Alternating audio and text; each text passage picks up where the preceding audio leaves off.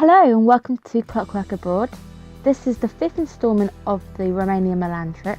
Today starts in Milan, so it was such an early flight I didn't do any filming at the airport on the way back from Sibiu.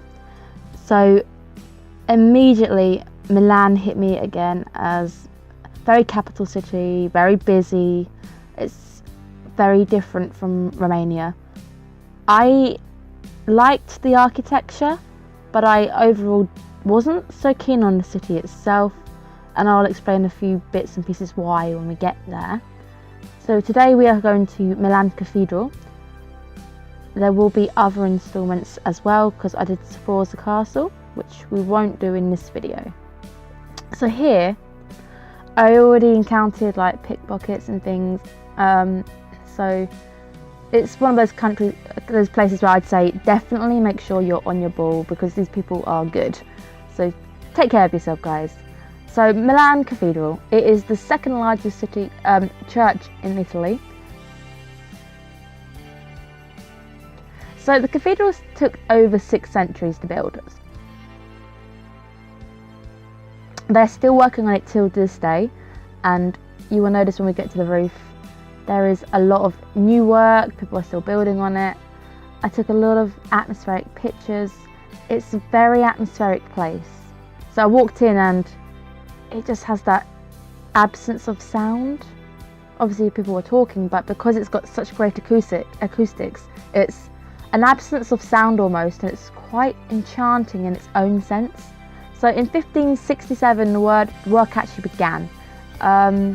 So I think but the church is older, so I will be going into the basement to show you that it might have started in the 16th century, but the cathedral itself is older than it is.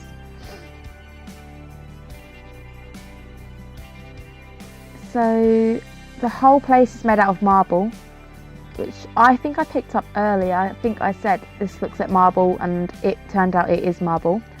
So some interesting facts about the place. This place has 3,159 totaling statues in the whole building.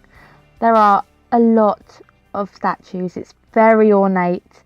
Everywhere you look there's a detail. Everywhere you look there's a pattern or some imagery. The whole place itself is very, very breathtaking. The church tells a story, and it is that kind of, for people who would have attended who were illiterate, they would look around the church and be able to read the walls, be able to see like the heavenly influence of like religion and penance almost. If you misbehave, this is what would happen kind of thing. You do get a lot of kind of heaven and earth imagery in these places. I myself, I am atheist, so it's always I always find these places very interesting though.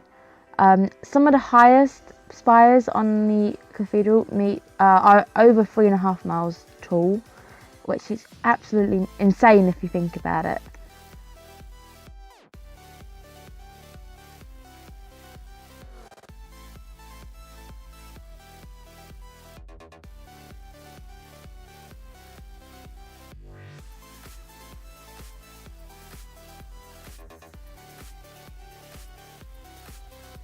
To get tickets, I definitely recommend booking ahead of schedule so you can jump the queue. You will need to give them like a passport or something to hold on to, because they will give you a phone with all the details which you can like audio tour yourself around. So this is beneath the Domio, and this is a actual baptism pool. That's the word I'm looking for.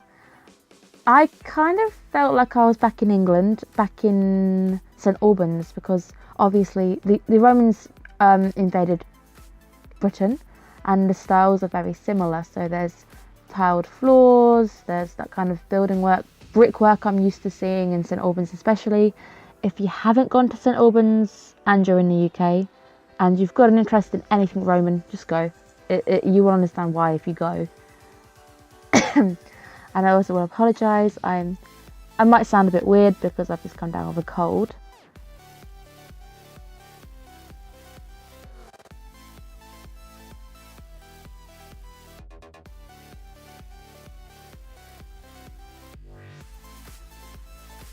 So this wall here, once I focus, that is what you'll find on the walls. You can just see there is still paintwork on the walls and mosaics, which is quite nice. There's also a hypercourse, which obviously would heat the pool.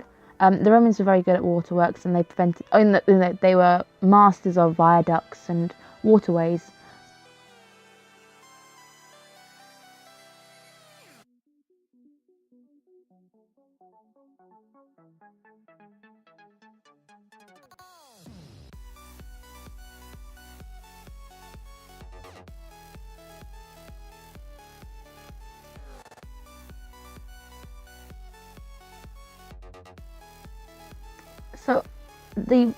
The cathedral is still undergoing a lot of renovations, so you can see a lot of kind of working going on. They're basically trying to install a LED light system, which is so you can really kind of see up here is the best place to view Milan. Like I said in my earlier video, I love getting on top of buildings just to have a bird's eye view of the city, look from above. So from below it can feel very crowded, very busy, but once you're up and above, everything kind of spaces out a little bit. It feels like a capital city. I know it's not. Rome is the capital city of Italy. However, this to me felt like London. It felt as busy as London. And you can see out the window there's buildings. Unlike the Romania shots you saw, this is very crowded, there's very modern, there's people everywhere, it's a tourist trap. There's a lot of people here who are after your money, so definitely be careful of that. But it is nice, and I got a little bit of suntan going on. I don't burn very easily because I'm tanned, but it was very hot here, so I got a little bit of a red patch on my nose, which was quite annoying. It just kind of looked like I had a cold. But it was really pretty, and I definitely recommend just checking it out. It's a great view, if anything. If you just want to pay for the view, it's definitely worth it. We spent a fair bit of the morning here.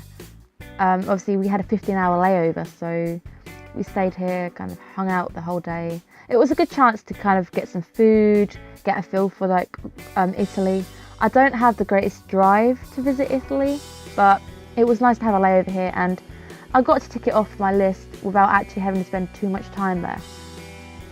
But again, a lot of people I know will love Italy, and yeah, the food is great. The location is pretty, it's very architectural, and of course, it's good weather, especially if you're from England and you're used to it raining on you 24/7. Because Italy has 2 airports, you can see literally vapour trails everywhere in my sky shots. There are a lot of airplanes that go over this town, so it's quite busy, it's bustling. You won't find a very quiet spot, but in the next video we go to one of the parks, and I think that's the quietest you'll get. So we get some nice images, a nice kind of away from the tourist spots in the next video.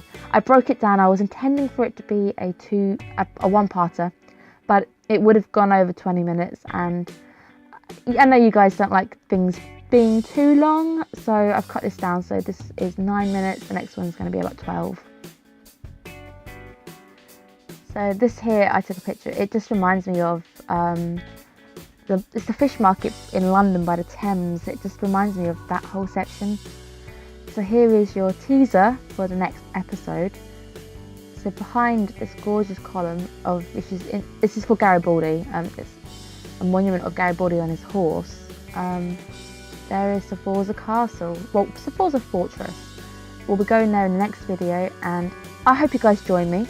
And I have been Clockwork, and I'm heading out. Bye guys.